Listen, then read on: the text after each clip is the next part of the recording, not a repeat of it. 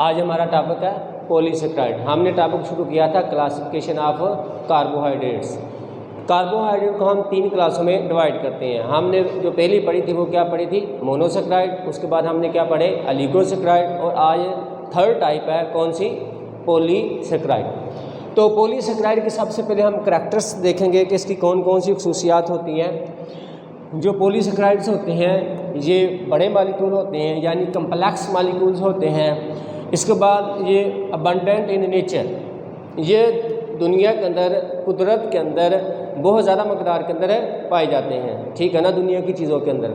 उसके बाद usually branch, आमतौर पर इनके मालिक्यूल ब्रांच चेन में होते हैं, यानी कि अगर ग्लूकोज के मालिक्यूल इस तरह अटैच होते हैं लीनियर शेप में, तो बाद में इनके मालिक्यूल इस तरह आपस में क्या मिल जाए तो इनको क्या कहते हैं, ब्रांच।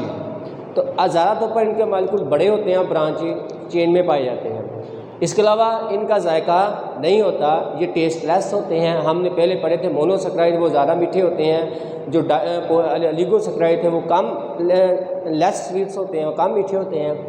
और आखिर में हमने पहले पढ़े थे कि वो पानी के अंदर मोनोसेक्राइड सॉल्युबल होते हैं, बाद वाले हमने पढ़े लेस सॉल्युबल, और ये वाले हैं स्पेरिंगली सॉल्युबल, यानी कि बहुत कम हल होते हैं, ठीक है, कुछ हल होते हैं। उसके बाद है इनके एग्जाम्पल्स कि ये वाले जो पॉलीसेक्राइड्स हैं किन चीज़ों के अंदर पाए जाते हैं, कहाँ पाए जाते हैं, इनके नाम क्या हैं। तो जो पॉलीसेक्राइड्स हैं इनके एग्जाम्पल्स मैंने लिखी है। स्टार्च, स्टार्च किसको कहते हैं, ये मैंने नीचे लिखे हुए हैं। ग्रेन्स, दाने, चाहे मकई के दाने हैं, चाहे गंदम के दाने हैं, चाहे वो, ठीक है ना, चने के दाने हैं, तो उनके अंदर स्टार्च के मालिक्यूल पाए जाते हैं। गंदम, ठीक है ना, मेज़ मकई को कहते हैं, और ट्यूबर्स किसको कहते हैं, आलू यानी जड़ों को कहते हैं, शकरकंदी वगैरह, इसके अंदर कार्बोहाइड्रेट के मालिक्यूल पाए जाते हैं। कौन से, जो पॉलीसेक्राइड हैं, जो बड़े मालिक्यूल्स हैं। तो अगर आप दाने खाते हैं, आटा खाते हैं, तो उनका जायका कोई होता है नहीं, तो इसलिए हम कहते हैं ये क्या होते हैं, टेस्ट लेस होते हैं। उसके बाद हम आते हैं नेक्स्ट, ग्लाइकोजन। ग्लाइकोजन कहाँ होता है, आमतौर पर हमारे जिस्म के अंदर, सेल्स के अंदर होता है, और इसी तरह है सेलुलोज पौधों के अंदर होता है, काइटिन है, डेक्स्ट्रीन है, एगर है, पैक्टिन है, मुख्तलिफ किस्म के पौधों के अंदर ये केमिकल, ये वाले कार्बोहाइड्रेट के मालिक्यूल बनते हैं, ठीक है। उसके बाद है कि इनकी जो एग्जांपल्स हैं, जो मोस्ट अबंडेंट हैं या मोस्ट इम्पोर्टेंट है, जो सबसे ज़्यादा अहम है, वो 3 हैं जो हमारे सिलेबस के अंदर डिस्कस की गई हैं। वो कौन कौन सी है, स्टार्च है, ग्लाइकोजन है और सेलुलोज है। तो सबसे पहले हम डिस्कस करेंगे किसको, स्टार्च को, कि स्टार्च क्या है। स्टार्च की एग्जांपल्स मैंने पहले से लिख दी हैं कि ये कहाँ पाया जाता है, ग्रेन्स में, वीट में, मेज़ में और ट्यूबर्स के अंदर पाया जाता है, ठीक है ना। उसके बाद है कि जो कार्बोहाइड्रेट्स हैं, जो स्टार्च है, ये कहाँ होते हैं, ज़्यादातौर पर ये प्लांट्स के अंदर होते हैं। ये कार्बोहाइड्रेट ऐसे हैं जो किसके अंदर होते हैं, प्लांट्स के अंदर होते हैं, और इनसे खुराक हासिल करते हैं। कौन खुराक हासिल करते हैं, एनिमल्स, यानी पौधों को देखें, ये पौधों के जो बीज हैं या आलू है, ट्यूबर्स है, इनको इंसान एनिमल्स खाते हैं। तो ये एनिमल्स की खुराक है, ये एनिमल के लिए सोर्स ऑफ कार्बोहाइड्रेट है। ये पाए प्लांट्स के अंदर जाते हैं, लेकिन ये सोर्स है कार्बोहाइड्रेट का किन के लिए, एनिमल के लिए, यानी एनिमल्स इनसे क्या करते हैं, खुराक हासिल करते हैं। उसके बाद आते हैं, इनको भी हम मज़ीद 2 टाइप्स में डिवाइड करते हैं। इनकी जो 2 टाइप्स हैं वो कौन कौन सी हैं, एक को हम नाम देते हैं अमाइलोज, दूसरे को नाम देते हैं अमाइलोपेक्टिन। जो अमाइलोज के मालिक्यूल्स हैं ये वाले लीनियर शेप में होते हैं, यानी कि सीधी चेन के अंदर होते हैं। इनके मालिक्यूल इस तरह, एक ग्लूकोज का मालिक्यूल, दूसरा ग्लूकोज का मालिक्यूल, तीसरा, इस तरह ग्लूकोज के मालिक्यूल आपस में अटैच होते हैं। जहाँ सम टाइम इस तरह भी होता है कि ग्लूकोज के मालिक्यूल, अगर ये एक अटैच है, ये दूसरा अटैच है, ये तीसरा अटैच है, और ये देखें ये आगे चौथा है, ये 5वां है, ये 6ठा है, ये 7वां है। इनमें इस तरह से जिग-जैग, ठीक है ना, ये बल बन सकते हैं, लेकिन होगी एक चेन, ब्रांचें नहीं होगी। ये नहीं होगा कि इधर साइड में एटम मोनोसेक्राइड के मालिक्यूल अटैच होंगे। उसके बाद आते हैं सॉल्युबल इन हॉट वाटर, कि ये वाले जो अमाइलोज के मालिक्यूल्स हैं ये पानी, हॉट वाटर के अंदर हल हो जाते हैं, सॉल्युबल हो जाते हैं। उसके बाद गिव्स कलर। अगर हम क्या करें, एक ट्यूब लें या कोई भी एक बीकर लें, उसके अंदर हम क्या डाल दें, आयोडीन डाल दें। क्या डाल दें? आयोडीन। आयोडीन डाल दें और साथ साथ हम क्या कर दें, अमाइलोज डाल दें या स्टार्च में से किसी को भी डाल दें, तो ये कौन सा कलर देंगे? ये ब्लू कलर देंगे। स्टार्च को अगर आपने पहचाना, आपको तीन चीज़ें दे दी जाती हैं, स्टार्च भी दे दिया जाता है, ग्लाइकोजन भी दे दिया जाता है, सेलुलोज भी दे दिया जाता है। आपको कहा जाता है कि इनमें फ़र्क करें, बताएं कि कौन सी चीज़ है, ठीक है ना। आपको इन तीनों में आपको ये तीन चीज़ें दे दी जाती हैं, आपको आपको कह दिया जाता है कि बताएं इसमें स्टार्च कौन सा है, इसमें ग्लाइकोजन कौन सा है, इसमें सेलुलोज कौन सा है। आप क्या करेंगे, एक को एक ट्यूब के अंदर डालेंगे, उसके अंदर आप आयोडीन डालेंगे। अगर उसका कलर कौन सा हो गया, अगर उसका कलर कौन सा हो गया, ब्लू हो गया, तो वो कौन सी चीज़ होगी? स्टार्च होगी। अगर आप ऐसे करते हैं, फिर दूसरी चीज़ डालते हैं बीकर के अंदर, उसके अंदर आयोडीन डालते हैं, तो उसका कलर रेड हो गया, इसका मतलब वो क्या होगा? ग्लाइकोजन होगा।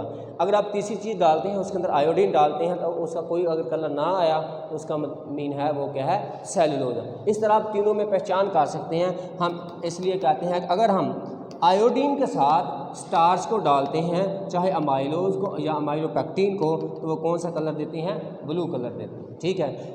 उसके बाद हम आते हैं अमाइलोपेक्टिन की तरफ। इसके मालिक्यूल आमतौर ब्रांच होते हैं। ब्रांच का मीन ये है कि देखिए मैंने आपको पहले बताया, ये ग्लूकोज के मालिक्यूल मोनोसेक्राइड अगर आपस में सीधे अटैच हैं और साथ साथ इनके साथ इस तरफ भी मालिक्यूल के अटैच अगर हो जाते हैं, इनको हम ब्रांच मालिक्यूल्स का नाम देते हैं। उसके बाद है कि ये इनसॉल्युबल होते हैं, यानी ये हल नहीं होते, ना तो ये हॉट वाटर में हल होते हैं, ठीक है ना, और ना ही ये कोल्ड वाटर के अंदर हल होते हैं। ठंडे और गर्म पानी किसी के अंदर भी हल नहीं होते, ठीक है। इसके बाद हम नेक्स्ट आते हैं ग्लाइकोजन।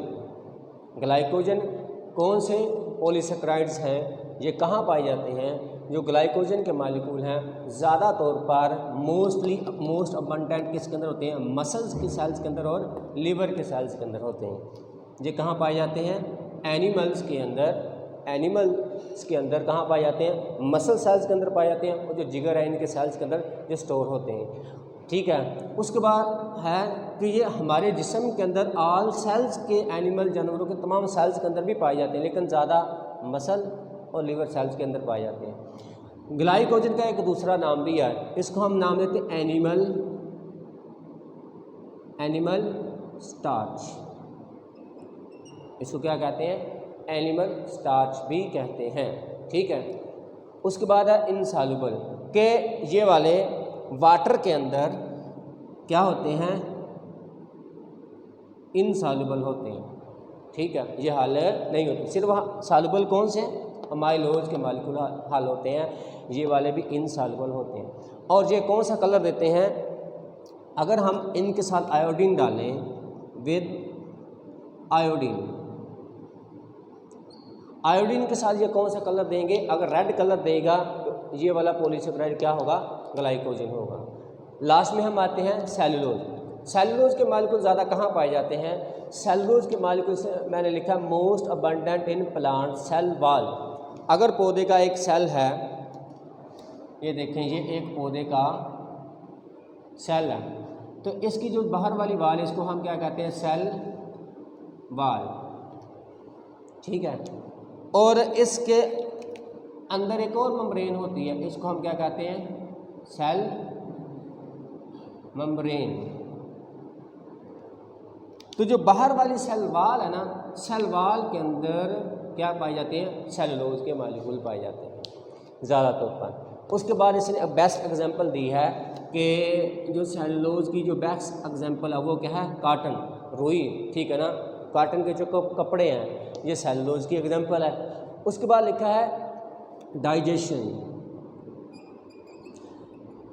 कि अगर हम सेलुलोज के मालिक्यूल खा लें, पौधे खा लें, पौधे के अंदर सेलुलोज के मालिक्यूल खा लें, जैसे कि हम पालक खा लें, साग खा लें, ठीक है ना, तो हमारे मैदे के अंदर जाकर ये डाइजेस्ट नहीं होते, डाइजेस्ट नहीं होते। लिखा है ना डाइजेस्ट इन ह्यूमन, इंसान के अंदर ये डाइजेस्ट नहीं होते, क्योंकि इंसान के अंदर इसको हजम करने वाले हार्मोन्स नहीं पाए जाते। लेकिन अगर ये हज़म होती हैं, डाइजेस्ट होते हैं। किन के अंदर हज़म होते हैं? हर्बीवोर्स के अंदर।